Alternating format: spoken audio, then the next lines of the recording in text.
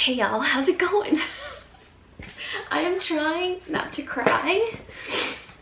I was watching the Half-Blood Prince while I had it on in my room while I was getting ready. And it was the end, you know, where Dumbledore dies. Hope that's not a spoiler to anybody. So anyway, I was trying not to cry. I was trying my hardest. I mean, how many times have I seen the Half-Blood Prince? I can't even count on both my fingers and my toes how many times I've seen the movies, read the books, listened to the books, and here we are. We still cry. Anyway, welcome back to my channel. Aimee here. Today we're going to talk about 7 of my top male-male romances, like of all time, that I will always recommend to anyone. And in honor of my love for Harry Potter, I chose 7. Did I say that already?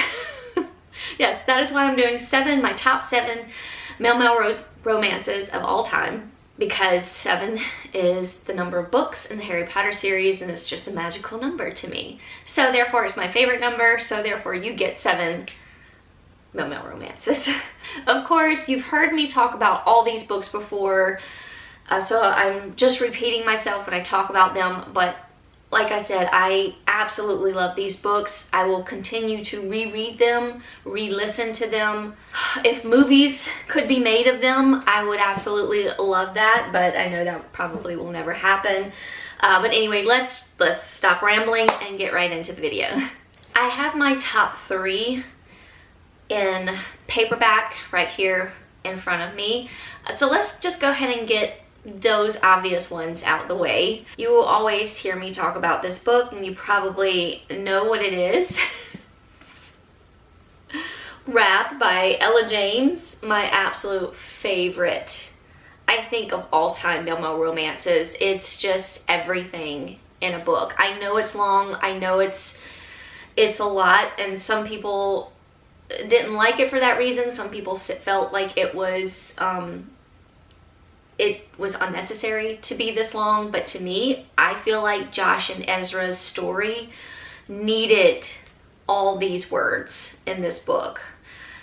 That's just my opinion though. So yes, we have Josh and Ezra. This is beautiful Ezra right here on the cover. Ezra comes from a very traumatic background. It does deal with child abuse, drug abuse, all the things. And then we have Josh, who is, as Ezra would call him, the do-gooder, or DG. Josh is just, yes, your boy next door. He's just a happy kid. He's had a great upbringing. He has a great mother. So Ezra's father marries Josh's mom. Ezra comes to live with them, basically to get away from his mother. His mother is, I would say she's a homophobe, because she puts Ezra through a lot. So when Josh and Ezra meet as stepbrothers, there's hatred on that side, on Ezra's side.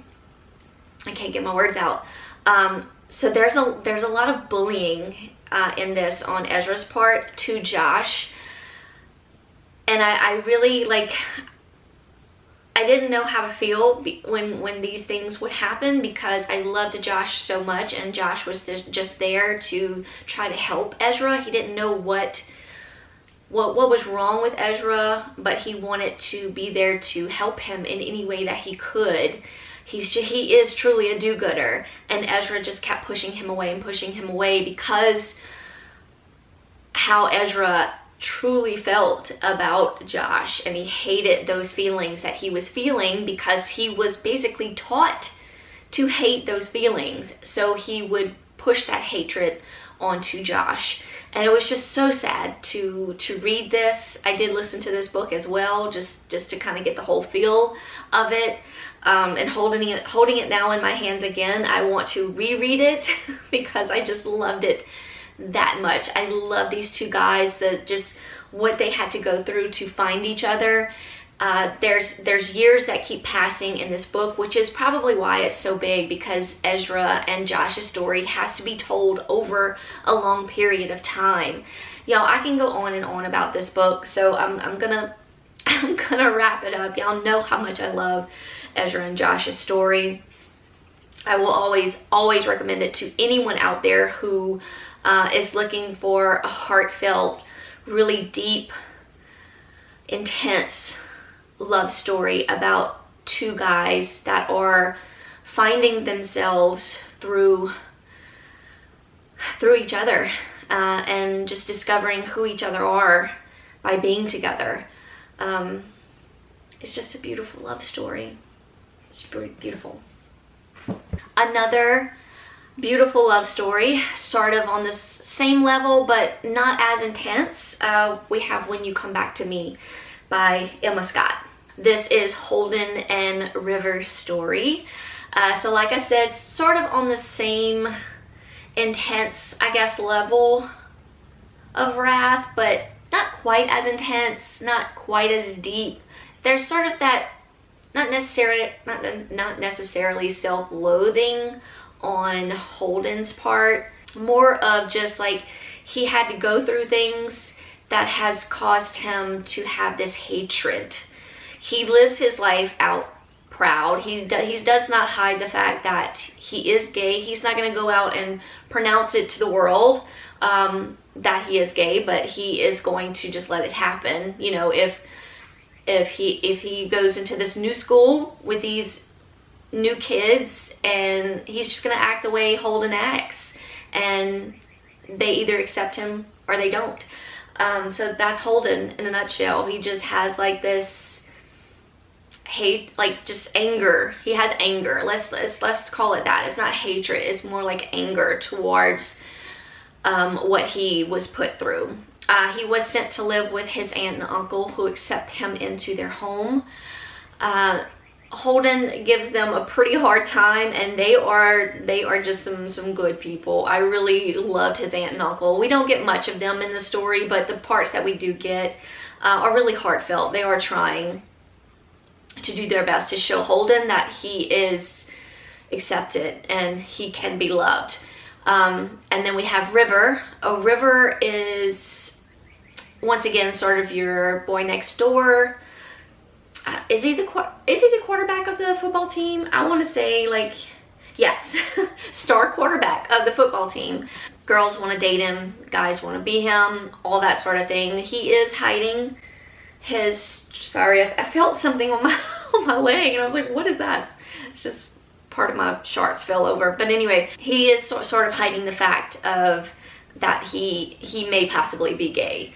It's like he's coming into himself. He's not really exactly sure, because he's never really had the experience, or he has never had the opportunity to experience whether that is who he is or not. But he's pretty sure that he is. His home life is, he has his mother and his father. His mother is very ill. So River sort of takes, hold of the family and tries to keep it together while his mother is very, very ill. So he's just a good guy, once again, all the way around. And when he first sees or lays his eyes on Holden here, he can't help but notice how beautiful of a man Holden is. And once again, not as big as a book, but Holden and River's story takes place over a good amount of time, over a couple years. They're back and forth with each other, but it's just so good. You're rooting for both of them. You're rooting for Holden just to feel better about himself, and he doesn't have to act this certain way just to hide the anger that he's feeling. Not necessarily hide, but he doesn't feel like he should be loved. He doesn't feel like that's something that he deserves, and so therefore he acts out on it, which makes Holden and River's relationship sort of rocky from the get-go, but it's, once again, just a beautiful love story that takes place over a couple of years, and just a slow burn love story.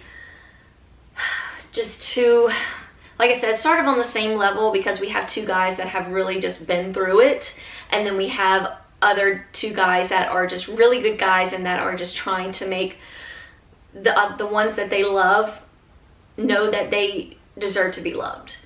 That's it in a nutshell. Beautiful. Both these books are equally beautiful together. One is just more intense and deep and dark.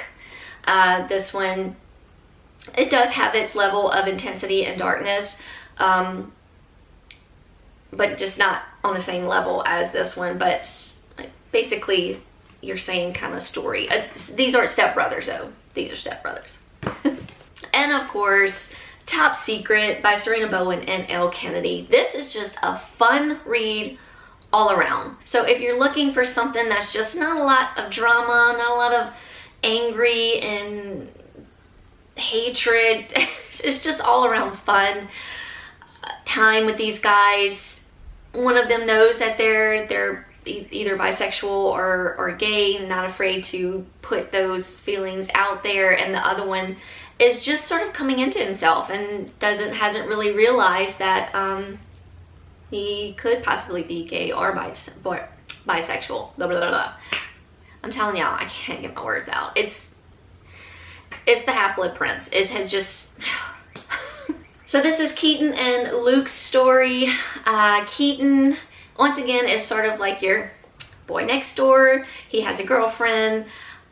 His girlfriend sort of wants to get a little bit more spicy in the bedroom, so she wants to add a third party, and she wants that third party to be another guy. Keaton, just being the good guy that he is, he goes on like a hookup app to find the third party, and he runs across Luke. Luke is not necessarily your bad boy, but he's just trying to make it. He's just trying to make it through his college years. He's doing it on his own. He, his mother and I believe like his brother are truly some assholes, y'all. Like they take advantage of Luke in this story, and I did not like them. But they had to be there. They're part of Luke's background. So anyway, on the hookup app, they don't know who each other are. Keaton is Lobster Sharks, and Luke is, what was Luke's? Center 3, right? Yeah, Center 3 is Luke's handle. They just start to talking on this hookup app and get to know each other, and one thing leads to another, yet they don't know who each other are. So all these things that are happening are through the hookup app. So there's a lot of like text messaging and things like that through the app, which I actually love in a male-male romance. I love like emails and texts and like communicating through that in a book. I don't know why, I just love it. So it made this even more exciting. But yeah, I love that they didn't know who each other are, and in real life they live in the same frat house and they hate each other, basically, in a way. So yeah, so it's just their story of how they connect through this app and then finally realize who each other are later on in the story, and then their relationship sort of takes off from there. But great background stories on both these guys. One is not as good as the other, of course. But just a great fun story all the way around. So if you're just looking for a good time with maybe a little bit of drama mixed in, not too much, this is the one. Once again, I've read this numerous times and listened to it at least once or twice. Love it. Will always recommend these three for sure. And of course I have more. I'm taking too long to talk about these books, so let's try to get moving on. The rest of them I do not have in my hand, so I'll put a picture of them up here, of course, as always, on the side of me. Another one that's not going to be a surprise to y'all, this is You and Me by Tal Bauer. This one is just, so heartfelt, so heartwarming, just love story between two men who meet due to, I guess, being in the football committee for their sons. Okay, so let me back up. So we have another Luke in the story. Luke and his son have a little bit of a rocky relationship, and that is all due to Luke's ex-wife or wife. I think they were still married when she passed away. She was a horrible woman. You get a little bit of a background from her, but the rocky relationship is due to her.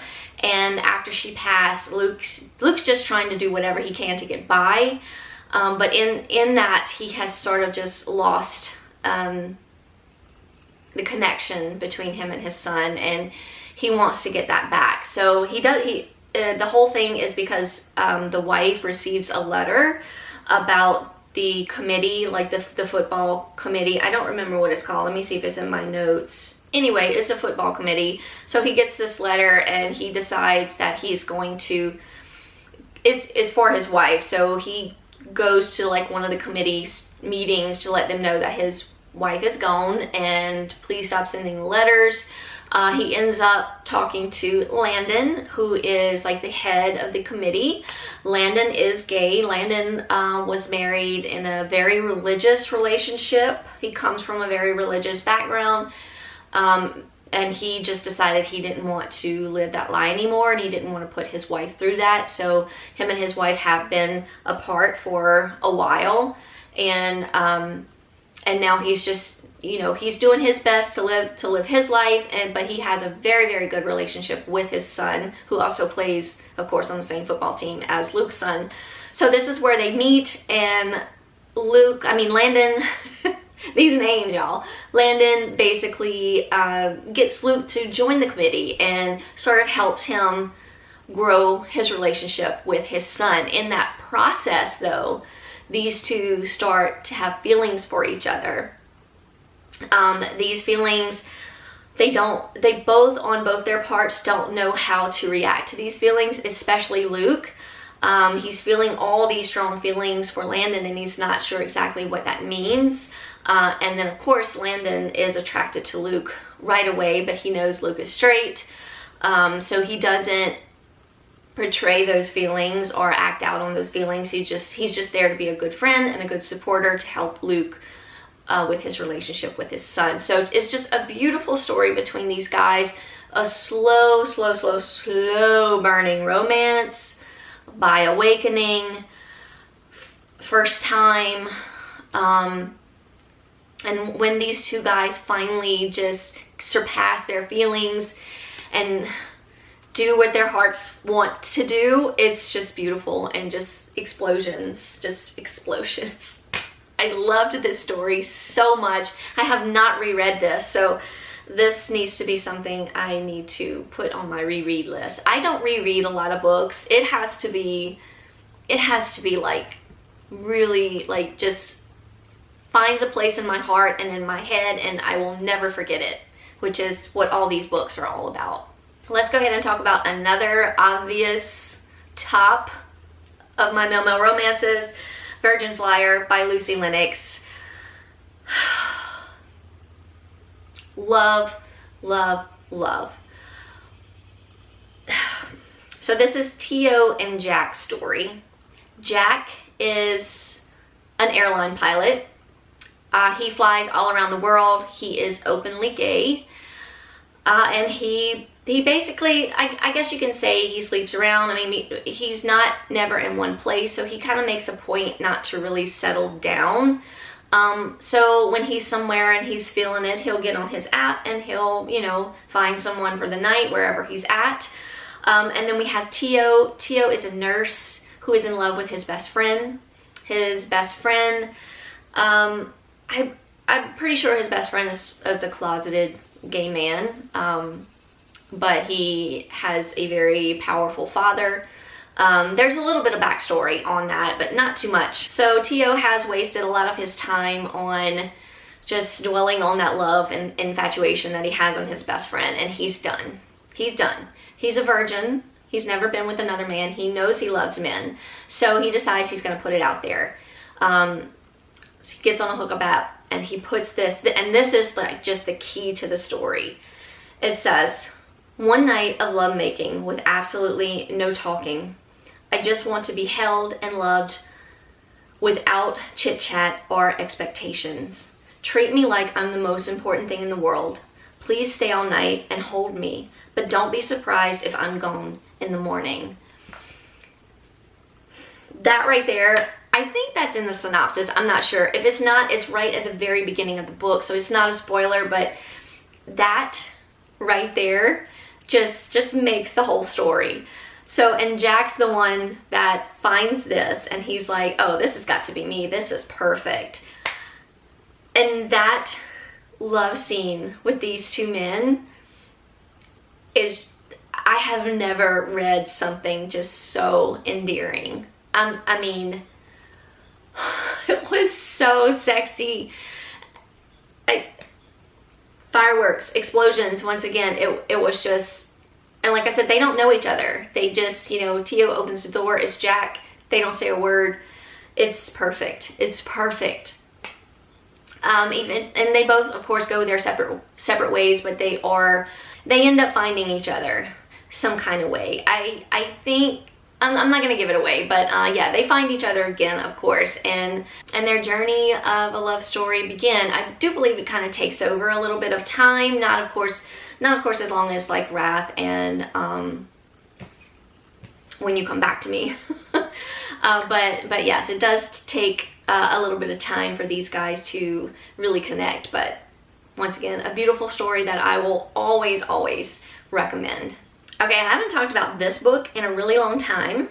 In fact, the next two books I very rarely talk about because it's been so many years since I have read them. I have not read these books or reread these, but I do want to, especially this one, just looking at it and remembering.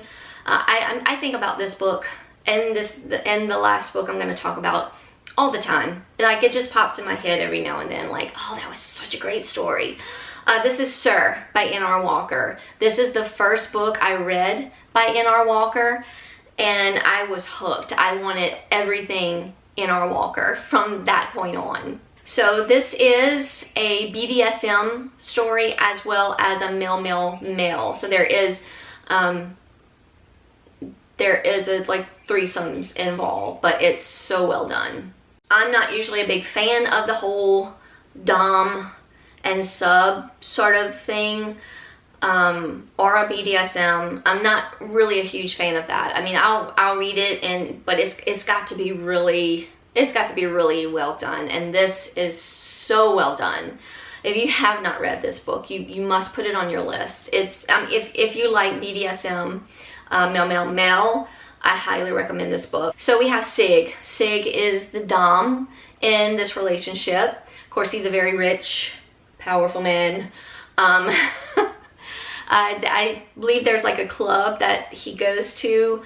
He is well known just for how caring of a dom that he is, and he already has a sub that he's caring for, but he takes in another. His current sub is Levin, and the sub that will be coming into the home is Hunter.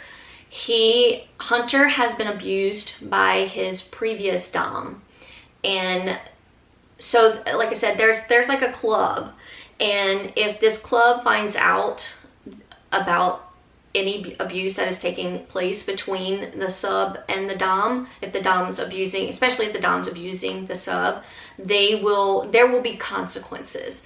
So Hunter is just he's very scarred. Let's just say that.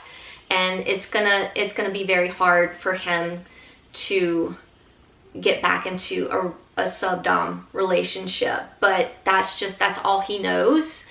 It's so, I mean, and I know this is probably out there, you know, there are subs out there that's just what they need. That's just what they want. They want someone to take care of them, and they want to take care of someone themselves.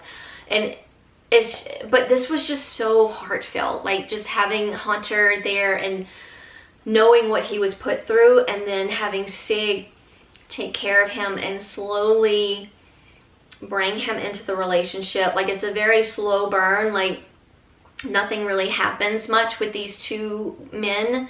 And I think at first he doesn't bring, like, it's not the three of them together. So yeah, he slowly does bring Hunter into the relationship with he and Levin.